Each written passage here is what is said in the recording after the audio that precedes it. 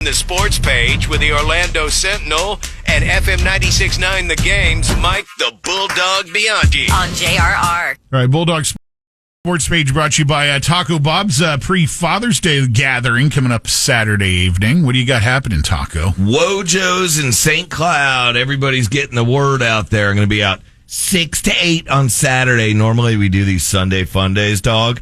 But, by the way, it's with Surfside tea and vodka. So we normally do these Sunday Fun Days, but since it's Father's Day, we figured let's throw a blowout on Saturday, 6 to 8, beer pong. We got cornhole, bunch of stuff, and great concert tickets every 15 minutes. Bulldog in the studio today. That's a great sign. It's good to see you, and now we know that we'll have you for the off-the-air podcast. Can't wait for the podcast. That'll be right at 10 o'clock. Wildly popular, critically acclaimed podcast. I don't know about any of that, but thanks for the accolades. Accolades to the Indiana Pacers. They will not go quietly into the good night, will they? Every time they lose a game over the last 3 months, they come back and win the next game.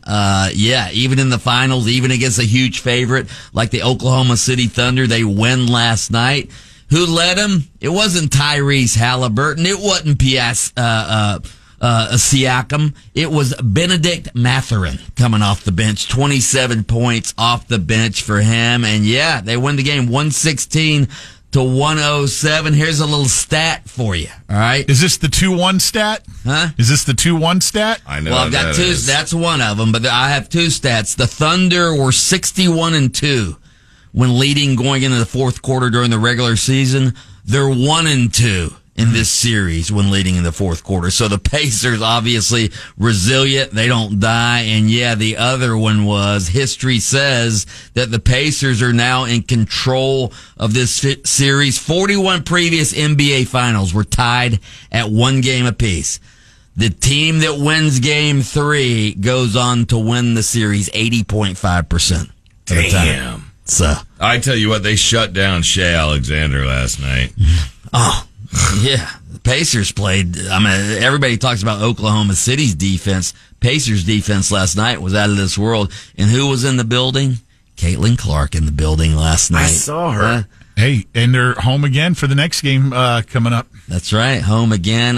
Here's a little Bulldog Bite prediction for you. Not only will the Indiana Pacers win this series now, the Indiana Fever with Caitlin Clark will win the WNBA. Hold on a second. You were singing the praises that Oklahoma City was going to wipe the floor with them. Things change.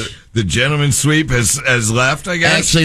Actually, I still think OKC could come back and win this. But if the Pacers win game 4, it's over then. All right, chance for your Panthers to go up big tonight in the Stanley Cup Finals. We need it. We're up 2-1. 6-1 blowout. Edmonton's going to be fired up after getting the floor wiped with themselves the other night. So we'll see what happens. Hopefully the rubber rats will be flying from the rafters. See, 9-year-old Panthers superfan Olivia will be there to cheer on some fights. Yeah. That girl was awesome. I watched that video again yesterday. Yesterday afternoon, I was dicking around on Facebook, and I was like, this little girl's a hero.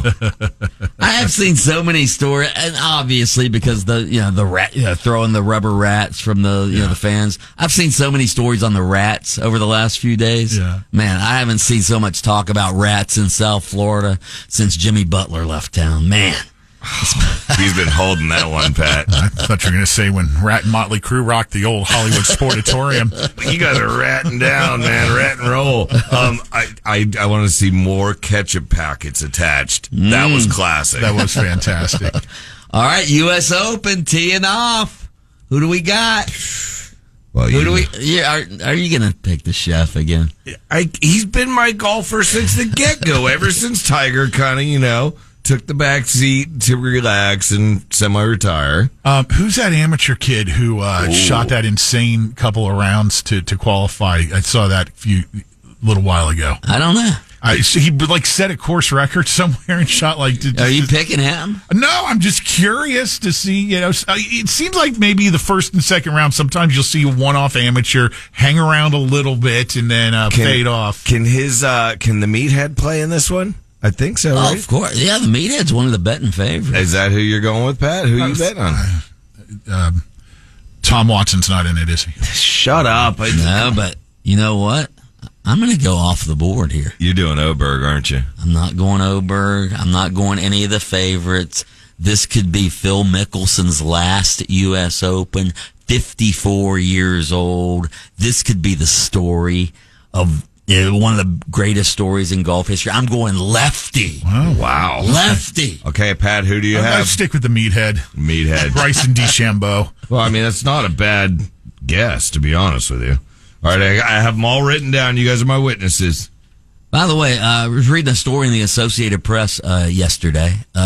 25 years ago at the U.S. Open was when Tiger just slayed the course at Pebble Beach. Remember he won by 15 shots at the U.S. Yeah, Open? yeah. Yes. This one's where? A course outside of Pittsburgh in Pennsylvania? Yeah, I got my shirt on. Oakmont, baby. I was there in 2007. Taco, who did you say? Do you have the chef? Is that who you put down? Yeah, of course. Okay, just wanted to make sure. He said, "Oh, of course you're picking the favorite, but that's who I've been picking for years. He can cook it up, dude." Anyway, I was going to say 25 years after Tiger, just slayed the field at the U.S. Open. You realize there's only one black golfer in the U.S. Open.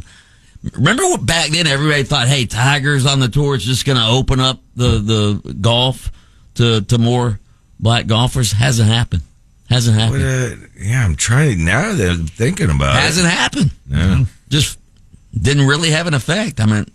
So anyway, UCF today changing the name of its football stadium. Yeah, who's the new corporate sponsor? First of all, Taka being the big UCF booster and NIL. Yeah. Do you know the name of the stadium now? Damn it. I was going to Google FBC it. Mortgage, right? No. I know who it is now. My friend works for them. But no, I was going to Google who the new sponsor is going to be, but you're sitting in studio today, so I couldn't do it in front of you. Like if you guys asked me, the F1 It's not going to be, Acrisure has, I guess, Acrisure acquired FBC Mortgage, I guess some sort of merger. So Acrisure, but it's not going to be Acrisure Stadium. You know what it's going to be? Acrisure Bounce House. So they're actually officially going to have the Bounce House as the name. I think that's which genius. I like. Right? Yeah. Right. All right, Bulldog, we know you got to get back to your show on AM 740 and FM 96.9 The Game. We do look forward to having you back here for our Off the Air podcast coming up at 10 o'clock. And just be ready to bring the heat, man. Can't wait.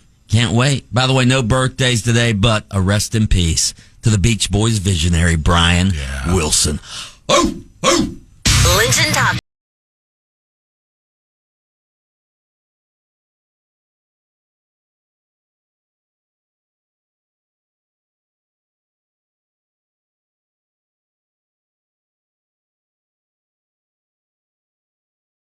Go on demand. Download the iHeartRadio app.